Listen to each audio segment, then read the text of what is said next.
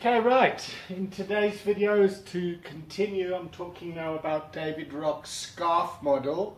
And the scarf model is used when you can recognize people have been triggered. And there are 5 points to have a conversation with your client about as to what part of their mind, their amygdala, is under threat. So, for example, the first one is S, status. Is my status under threat? So, if my wife came home to me and said, David, I want a divorce, I would freak out because my status as a husband is going to be under threat.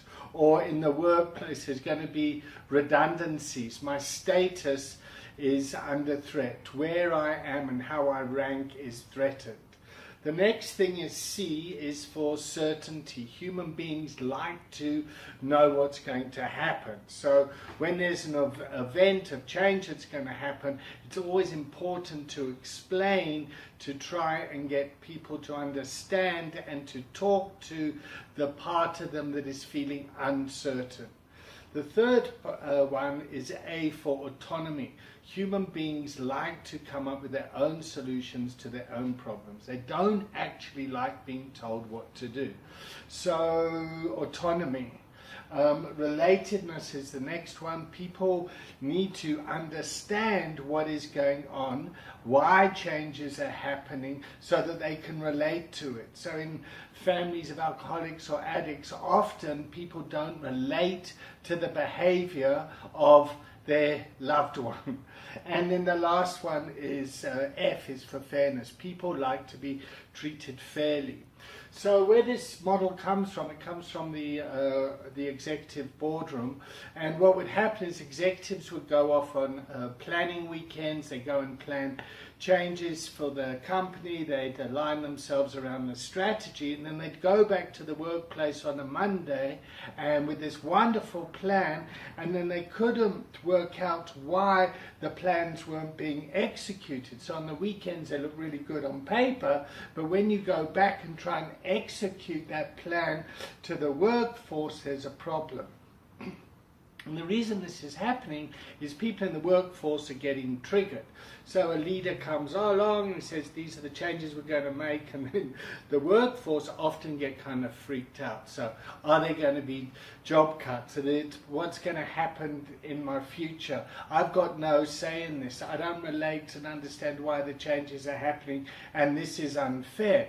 So what would happen is when a workforce gets triggered like this, they stay stuck and there's no change that's happening.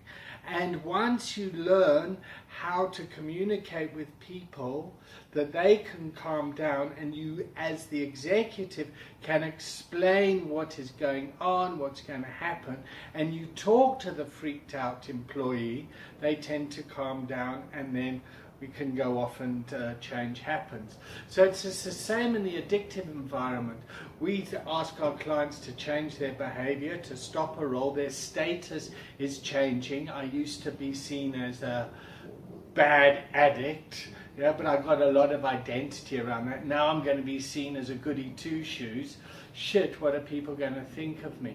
Certainty, what's my life going to look like now? Autonomy, I don't have any say in this recovery. It's being forced on me. I don't want to do it.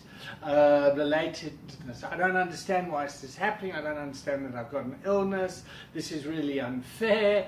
And whatever the conversation is, so you as recovery coaches, when you're starting to talk to your clients about stopping or staying stopped, or the family members or whatever it is, you should be able to see when they're freaked out, when they're triggered, and then have a conversation. You have a conversation to work around the mask space to calm the person down. So just to recap, we try to have adult-to-adult conversations based on Eric Berne's work.